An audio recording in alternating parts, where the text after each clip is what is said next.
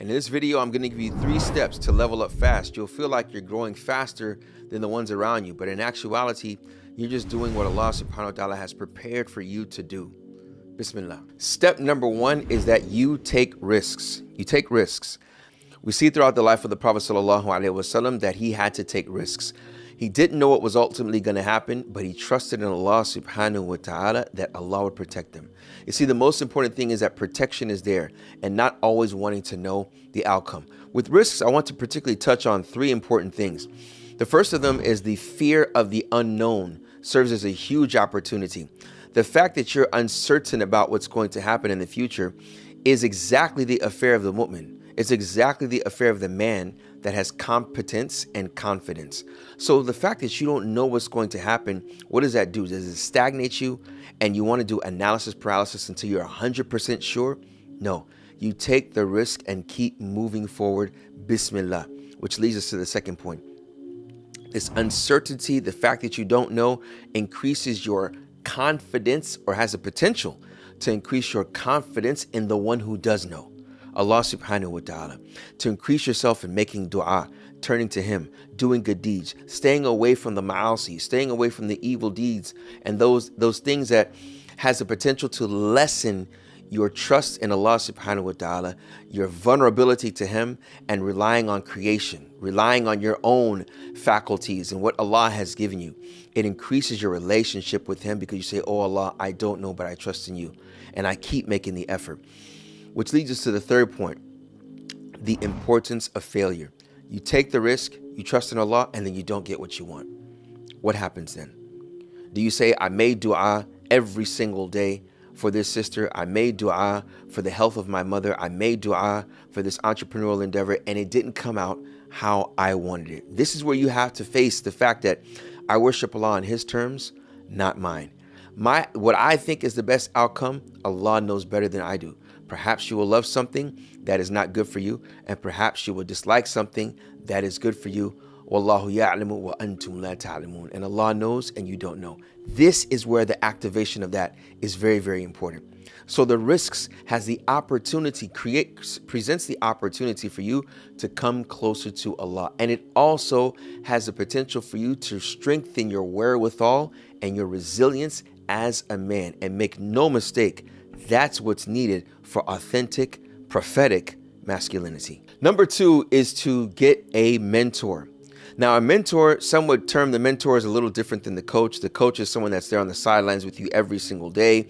But the mentor is the one that you visit, you talk to a month or, once a week or something like that. But they're there to just give you some gems and drop some gems on you because they've made plenty of mistakes and they've been through it thousands of times before you have. So when they speak to you, they're speaking to you from years of experience. This is one of the wisdoms why it's important to, especially in Islam, when we're in Medina, we would look for the old shuyukh. He's someone that has experience in life and then also knows the theoretic knowledge. He knows the statements of the ulama. He understands the kitab and the sunnah. I remember this book, subhanAllah, this book, Sahih al-Bukhari. It's the book Sahih al-Bukhari, has taper on it. SubhanAllah. Well, alhamdulillah, a close friend of mine, we both were able to finish this book in the Masjid al-Nabawi. And I'll never forget, subhanAllah, when we would read, the sheikh, he would correct us reading. And there was a brother from Bahrain, he used to do the reading. He would read like, subhanAllah, a typewriter, mashallah, tabarakallah. And just hearing him read and hearing the sheikh follow him, and sometimes we would read and then the sheikh would correct us. It's because he was so strong in his book. He would give ijazah to people. He was a very inconspicuous, very, very humble sheikh. But he knew the book like the back of his hand. And this was something that, if you've never had the opportunity to do that, it's something that it's literally an ayah. He was an ayah of Allah subhanahu wa ta'ala, that he spent day in and day out knowing this book, memorizing this book to where he knew it verbatim. He knew the ahadith of the Prophet sallallahu alaihi wasallam. And this was common among some of the ulama, particularly those from Mauritania, that we would see in Al-Madinah, that they were like computers. So we're talking about AI now. That's the closest that it comes to it in human form that I've experienced. Subhanallah, subhanallah al-alim. These individuals served as mentors in a way. How? Because when we wanted to learn the deen of Islam, Although we would read books to them, and although there would be texts that would be read to them, when they would do their ta'liq or their sharh or explanation, we saw that that was from experience, that they would understand this text in this way, that they had what is called istiqra, induction, of reading what numerous scholars said about this hadith, said about this ayah, to where when I ask him a question about, we in America face this situation, they would give me some general principles for me to live by, which would serve as a guide for me when I go back to the States, which leads me to the next type of mentor.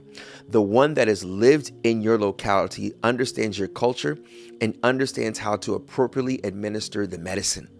Although I may have the theoretic knowledge, the one that has the general knowledge of Islam, but understands the people, understands the environment, understands the society, understands the nuances, he is a powerful mentor as well.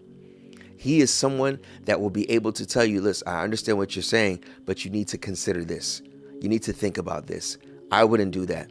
Or they just drop some words and gems, just that one-liner that you don't understand, but 2 years later, 2 kids later, you're like, oh, subhanallah, I understand what he's saying now. You need a mentor.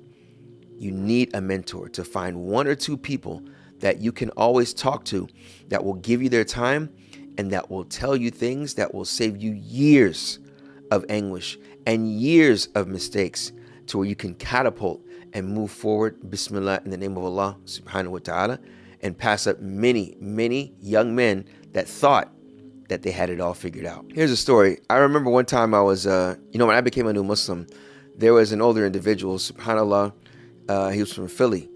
And he always used to say to me, subhanAllah, may Allah bless him, he would always say, how are you going to say you want to be a Muslim and study this deen and you haven't read the Quran cover to cover? How? Like, it was literally, he would always say that. Whenever we talk about the deen and, Islam, he would say, have you read about this in the Quran? What about the Sunnah of the Prophet, peace and blessings be upon him? How can you say that you're a Muslim? And he was very, mashallah, very, animated. He would say, how are you going to say that you're a Muslim and you haven't read the Quran cover to cover? So for me, it was like, a Muslim is someone that's read the whole Quran. There's no other way around it. There's no other understanding of you being a Muslim and haven't read the Quran cover to cover. Not to shun you if you have not, but to motivate you as well if you haven't, to read the Quran cover to cover. When I got to Medina years later, about 4 or 5 years later, I met a brother from Libya. And I'll never forget, mashallah, my man Joe Bradford. I was visiting him, and one of his neighbors was a student from Libya, and he was in his doctorate program. And I asked him for advice. I'll never forget, he had a sajda mark in his forehead, and he said, subhanallah, he saw that I was from America, and he had a liking to me. And I said, what advice would you give me as a student of knowledge? He said, wallahi, look, listen, we study all of this knowledge. We study inheritance. We study comparative, Islamic law. We study hadith, but don't leave the Quran. Don't leave the Quran. You make sure before you leave this university that you've memorized the book of Allah subhanahu wa ta'ala, because that's what's going to stay with you. When you go back, there's probably going to be no one that's going to ask you about inheritance. And wallahi, I graduated in 2007, 2025. I have not received one question about inheritance. This stuck with me. This really stuck with me. Well, alhamdulillah, we were able to finish the Quran, when we finished the university, alhamdulillah, rabbil alameen, we were able to finish the book of Allah subhanahu wa ta'ala, because these brothers served as mentors and gave me information that was very, very important for me, to where I could not look at all of the distractions from going to different lessons and being at this lesson with these students and these shuyukh, sticking to the book of Allah subhanahu wa ta'ala. Have a mentor. And number 3, travel. Travel, travel, travel. What's interesting within Islam, we see within a pillar of Islam has this element of traveling. Hajj, to make Hajj, to go to Mecca, Muzdalifah, Mina, Arafah, once in a lifetime, if you have the opportunity. And even to make Umrah, the lesser Hajj. And some scholars say it's obligatory for every Muslim to make Umrah, the lesser Hajj. This has so many lessons. And for those that have made Hajj, you know exactly what I'm talking about. First, if it's your first time, getting to the airport, your passport possibly being lost. Getting the visa, losing your luggage, meeting new people, their luggage being lost, having to wait for them at the airport, getting into a country that you don't know the language. Hopefully you have a good guide. If your guide is not good, then you probably have to wing it. When you're in Mina, it's a whole different experience. You're in a tent. It's not luxury, no AC, walking, blisters on your feet, different kinds of food, no food. All of this is, you're going through this and you're trying your best to focus. You will learn so much. Meeting people of different cultures, not being able to speak the language, people getting restless in Muzdalifah. This is in a matter of, at least 3 to 4 days that you're going through this, trying to focus and worship Allah subhanahu wa ta'ala. So that within the pillar of Islam, there's so many benefits for you as a man in particular. When you're going around tawaf and you have the women that are with you and they're very, very tired and people are bumping you, people are bumping them, how are you going to protect them? You say, follow me. You're not their mahram, but how are you going to maintain the adab to protect the women that are with you because of your friends' wives and they're lost as well? If you get lost, how do you handle it? This is very, very important. Travel, travel, travel. This increases your tawakkul and trust in Allah. When things get lost, you may lose your wallet, you may lose your friends, you may lose your hotel key, and you don't know the language. SubhanAllah, Ibn Battuta, well known, some people call him the Islamic sociologist, in his book Muqaddimah, he said that traveling much leaves you speechless, but then turns you into a storyteller, right? You will have many stories to tell and many lessons to extract from these stories. And guess what? These stories will always stick with you. And every time you think about it, it serves as another opportunity for you to extract another benefit that you learned about people, that you learned about yourself, that you've learned about life. And that's what's important for a man as well. And that's what will allow him to grow up quickly. Because particularly with traveling in different countries, meeting different people, you learn to appreciate the fact that Allah is al-Khaliq, that He's created individuals differently, but we're all the same at the same time. You'll learn to appreciate people, how people have different ways of understanding respect, different ways of understanding love, different ways of understanding being ripped off.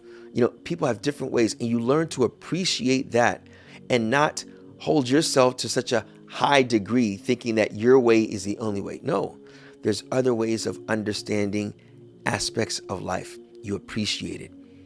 That makes you humble because you realize you're one amongst how many million. You realize that you didn't have it all figured out. You realize that there are people that value life much more than you did. They value just sitting together with no electricity, with no water, and they're totally fine. It makes you humble, and that's what will allow you to grow up very, very quickly and realize what life is really about. Do you need that much? And as a leader, as a man, when things go quote unquote bad in your household in America with AC, with running water, you realize, okay, it's okay. We'll be all right. I'll take care of it. These are things that you want to say as a man because on the flip side, it could be much worse. And traveling presents that opportunity for you to see people in different situations, which allows you to appreciate what you have and to not have a grudge with that which you don't have. And you always go back to Allah and trust in Him in that regard. So traveling is that which will help in making you a stronger, better man, inshallah.